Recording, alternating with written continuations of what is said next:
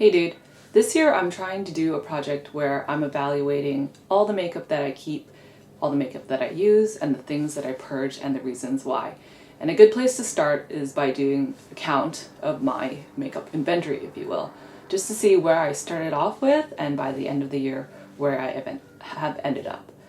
I've purged a lot of my makeup already. I would say about 50, maybe 40 to 50% has been donated or given away to friends, but there's still a lot that I have. So in this makeup collection video, the usual disclaimers apply and we can just get on with it. I have 3 places where I keep my makeup. One is in a 5-drawer Alex set that I have stored in the inside of my closet. The second place is on top of the dresser that we have in our bedroom, and in a desk that we've made that I was inspired from Zuby, from Living the Grey, to recreate. The majority of my makeup is stored in this drawer set that we have in our closet. I like that we can tuck it away. I don't have to see all the things that I have, and I keep the things that I use daily on top of my vanity, which I switch out every month or so. This drawer is probably one of my favorites because you know how much I love eyeshadow, so it holds the singles that I have and some very small palettes. It's divided into 6 sections. The first 2 contain, like I said, eyeshadow singles. I have the L'Oreal Infallibles, some of the Clarins, Ombres, single shadows, as well as the Giorgio Armani Ice to Kill that I really love. In the second drawer, there's Maybelline Color Tattoos, some Dior Monos, and MAC Extra Dimension shadows. In the next drawer, there's the Burberry singles that I have. I have 5 of them, as well as some mini palettes from Mary Kay that I've really enjoyed, like the Autumn Leaves. One. There's the Naked Basics and the Coastal Sets Go Beijing, as well as the Chanel Tisé Vendôme. The next section holds all the excess brushes that I have that sometimes I switch out or maybe I don't use as often. Also some random beauty tools like sponges, mascara guards, foundation mixers, tweezers, etc. In the very back section is the mascaras that I haven't opened yet. I don't like having more than 1 or 2 mascaras open at a time. So since I don't change mascaras that often, it's kind of nice to have something that I don't have to change out that often very far in the back, so it's not too much of a hassle to try and reach if it's something I need more frequently.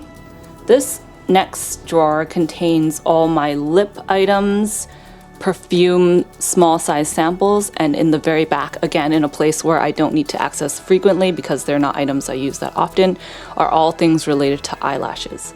The drawer dividers, again, there's the DIY post on how I did those, but these little sort of lipstick sized dividers I got off eBay and basically cut them down to size to fit this kind of wide space that I had created for lipsticks. There are, I think, 8 sections, and each row is divided by color.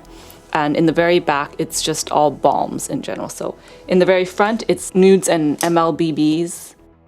Next is pinky kind of shades, followed by corals, and then red oranges and oranges. Next is just reds, blue-toned reds. Next are berries, followed by purples and plums.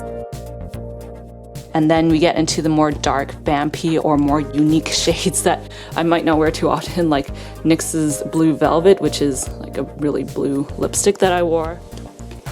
This drawer is divided into 4 sections. The first is for deluxe size skincare and hair samples, followed by foundations. Then the next 2 sections hold my eyeshadow and makeup palettes divided into medium and I guess long thin type palettes. And the larger section holds large blush and eyeshadow palettes or empty palettes that I have divided singles into. This includes 2 Makeup Forever extra large empty palettes that I have deposited a lot of NYX into, the Makeup Forever Artist shadows, some Yabby shadows, and just random other things that I have deposited over the years. Very last drawer holds anything skincare or body related that I haven't needed to open yet or I haven't been able to test out. We're not going to go through all of these items because there are just too many. On top of my dresser, I like to keep the perfumes and lotions and things that I'm going to use every day or that I'm using for the season. So there's my deodorant and some body and hand lotion on the right hand side, and just some perfumes that I am using right now. I always like to have the Lancôme La Vie est Belle. I think it's a really elegant womanly scent that isn't too feminine or floral. I've gotten a lot of compliments whenever I wear this. I lost the top, so that's why there's just some random top right there. I spoke about smelling like a man previously in one of my posts, and one of the perfumes I ended up picking up that was more unisex but still kind of a manly, musky sort of smell was Commodities Whiskey. And I absolutely love the Body Shop's Brazil Nut line and scents. I'm so sad that they discontinued it. It smells like chocolate and nuts together. My vanity is also another area where I keep makeup. This vanity I was inspired to do because of Zubi from Living the Grey, who did something quite similar. She took the Alex Ekby shelf and stuck basically 4 hairpin style lids on them. The left side drawer holds all my face blush and powder type products. It's divided into color and use. So on the very far left we have more of natural, natural sort of blush shades, then reds and berries, oranges and corals, purples and light pinks. This was just the color categories that I thought made the most sense to me, but I'm finding it's kind of hard to put certain colors into certain categories. Another thing I should mention about this table is that it's very hard to reach into the very back. So I actually have about this much space left in the drawer that you have to really put your hand into the very back to kind of get things out, which I don't really like, but what can you do? That's just the way the table is. So aside from the blushes, we have sort of finishing or setting powders or highlighters in this section here. I try to not keep too many of these since I don't do highlighting that often. And then finally, bronzer type or contouring type products on the very right. So there are my 2 Hourglass. I have Dim and I have Mood. Dim is nice as an all-over finishing powder, but Mood is actually quite nice as a highlighting blush. If you use this all over your face, I would think you would end up looking a little purple, I think. I also have some kabukis that come with some of the products, like the Makeup Forever Pro Bronzer Bronze Fusion.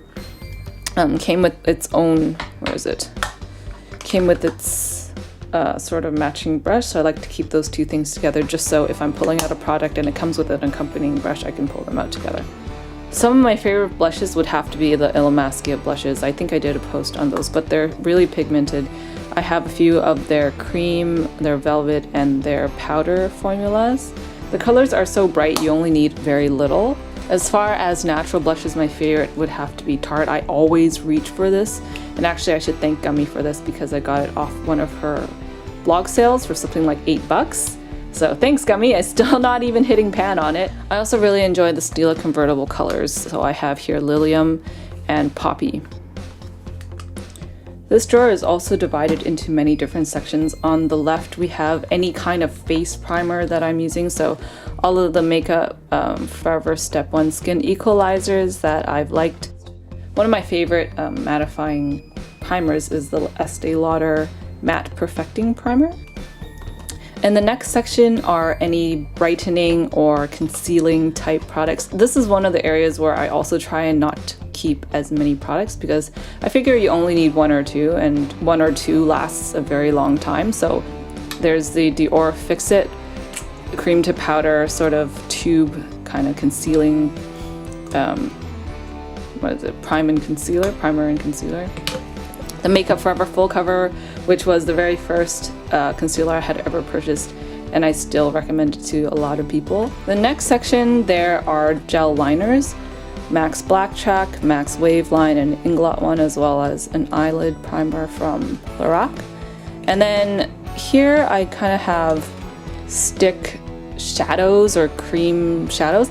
I don't use stick shadows that often.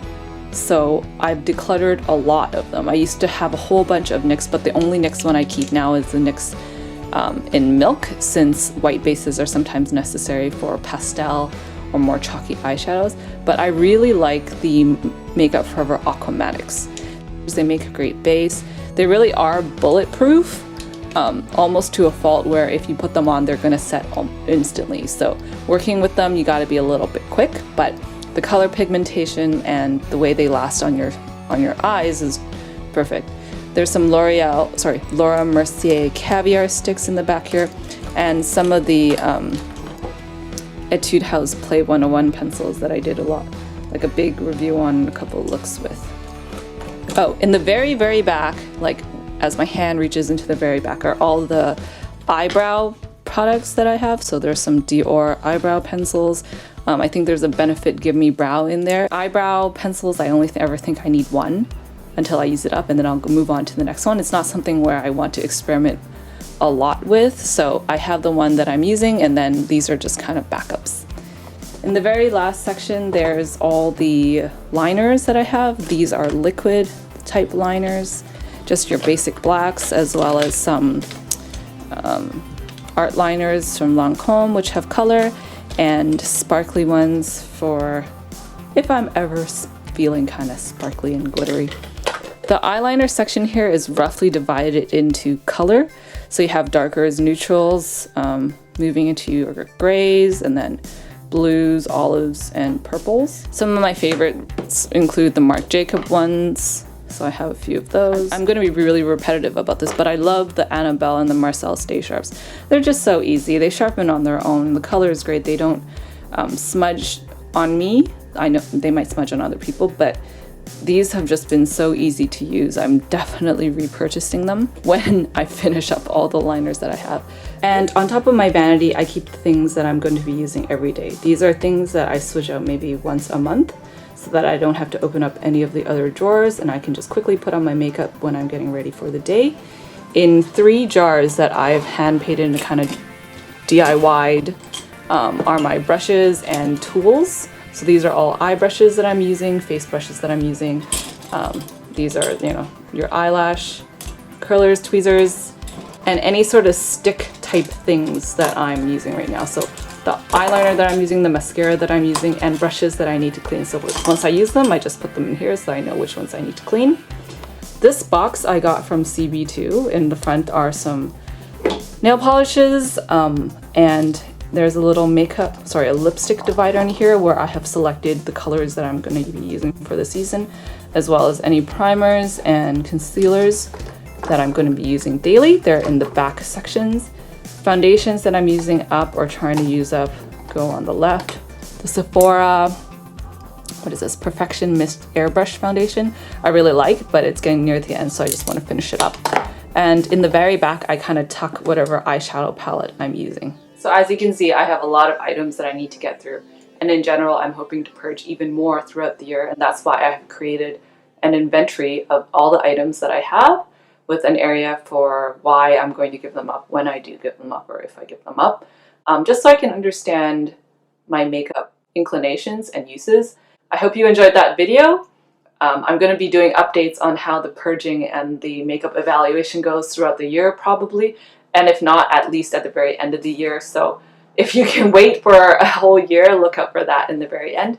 And I hope that was enjoyable for you, and I'll see you in the next video. Bye.